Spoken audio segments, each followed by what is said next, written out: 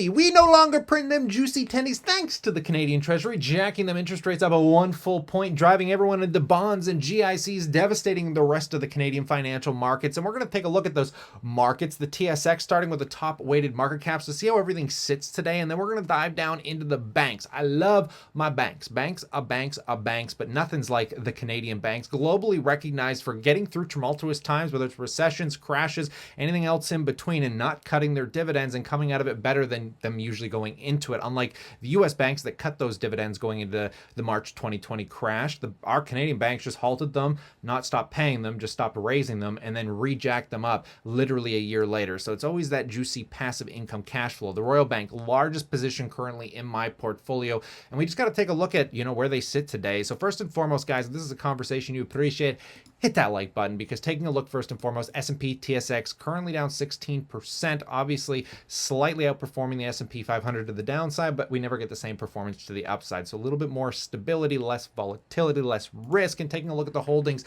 the very top, the tippity top of the Canadian mountain list, Royal Bank with $127 billion market cap, followed by TD. Sad to say Shopify doesn't sit up here anymore. Man, that thing has been devastated. But we got Enbridge, we got Canadian National Railways, a Warren Buffett special. We got Brookfield Asset Management, Canadian Pacific Railway, Scotiabank, Bank of Montreal, Canadian Natural Resources, muy bien between railways, energy, pipelines, and banks.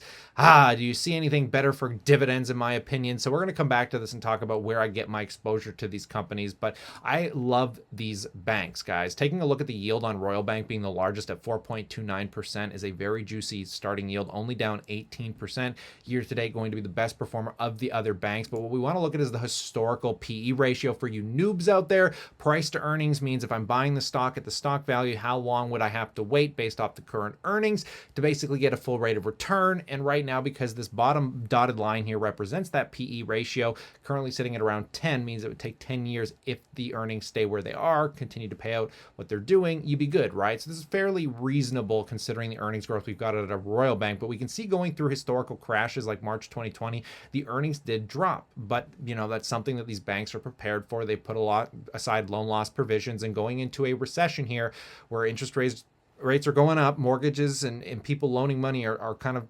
solidifying here and not really moving like they used to, it's likely we're going to see a decline, which is what the market looks like it's starting to price in. So we'll see what the earnings actually come out to being. But I think it's important to know that all of the banks, including Scotiabank, when I listen to their earnings, mention that we're expecting a slowdown this year, followed by more income and actually seeing further growth in the following years, because raising interest rates is like a double-edged sword. It makes the bank more money, but initially slows people from actually borrowing money, right? So Royal Bank, historically the PE, we're still on a bit of a higher range, because if we go back to like 2012 to 2016, it was really down between the 8s and 10s, whereas we're still sitting above 10. So we could see it drop a little bit lower here if the stock price continues to fall. Toronto Dominion Bank here. This is probably the tippity top of one of my favorites, now paying a 4.6% yield, guys, down 29%. So going down a lot harder than Royal Bank is. But from a valuation standpoint, with that PE ratio sitting at 9.6 here, guys, historically, this is relatively low for the last several years. So this could potentially be a good start to a buying opportunity. Bank of Nova Scotia, this is where we get the yields get insane, right? Bank of Nova Scotia, one of the first banks I bought because of how high the yield has been. And historically, again, when you look at the long charts, it's usually always up and to the right over the long term, right? So 23% down. So again, not performing as well as Royal Bank, but still 5.75% dividend yield, and the PE ratio, a little bit more reasonable. These lower end banks tend to always get hit a little harder, but we can see the earnings growth hasn't been as stable as it has with something like a TD, let's say, or a Royal Bank. But nonetheless, at a PE of 8 right now, seems to be more closer to the median that we've seen over the last several years. So maybe a hint more of downside potentially based off just the price to earnings historically. But let's take a look at Canadian Imperial Bank. This is one I think could potentially get hit the hardest, similar to REITs, right? Largely being exposed to mortgages. It's like their primary business where almost all of their income comes from, is down 31%. So it's no surprise that it's getting affected the most by the raising interest rated environment, but paying a 5.7% dividend yield, guys, and a PE ratio right now that again is starting to trade closer to its historical mean over the last several years of being somewhere between 7 and 8, where we currently sit today at 8.5. These are really good starter positions, but again, we got to see the shock from earnings, which is something I've been waiting for when we're talking about large tech, many of these other companies. We just want to see how the market digests earnings, and I'm presuming most people have realized that inflation has likely peaked at this point.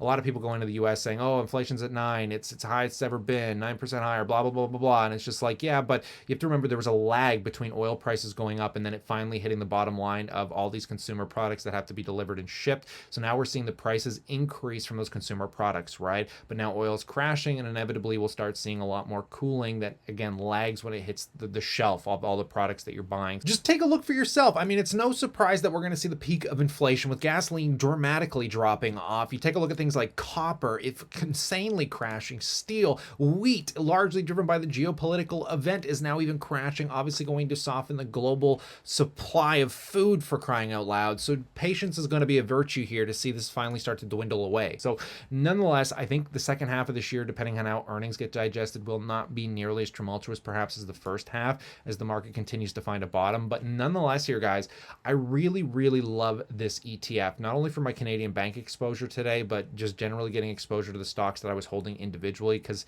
ETFs just take the management out, so you don't have to micromanage, and if these companies fall out of favor, they'll just get de-weighted from the ETF, which makes things easier from a passive standpoint, truly passive income. Don't think it gets better than ETFs. And VDY is the ticker for the Vanguard FTSE Canadian High Dividend Yield Index ETF, which is currently trading down at par, follows the TSX almost exactly, down 15%.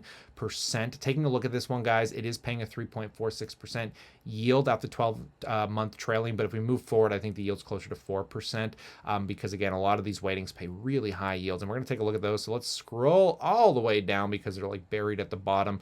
See if we can find this real quick, because first and foremost, 54% of this ETF is in financials. So it's important to note that you do not want to be putting all your money in BDY, because I would not want 50% of my portfolio exposed to financials, so I do limit how much I'm buying of this. But at the top weighting, you got Royal Bank, Toronto Dominion, Enbridge. So literally 10, 20, 30, over 30% of this stock, 1/3 of this stock, or the entire ETF is held up by these three stocks, which arguably are the best and largest cap stocks on the S&P TSX. So boom, you're not really doing too wrong. And I like the fact that Enbridge is a pipeline company and it doesn't have direct exposure to what oil prices are doing. So you kind of get this growth come. I love Enbridge. I mean, it took me a while to warm up to it, but it's a great stock mixed with the banks. And then you got Bank of Nova Scotia, Canadian Natural Resources, Bank of Montreal, Suncor. I'm not the biggest fan of. It's probably the only thing that I don't generally like as much, but TC Energy is good. BCE is great. Canadian Imperial Bank. So this is a great place to go if you're looking to get exposure to cost average into these banks, because I'd rather just,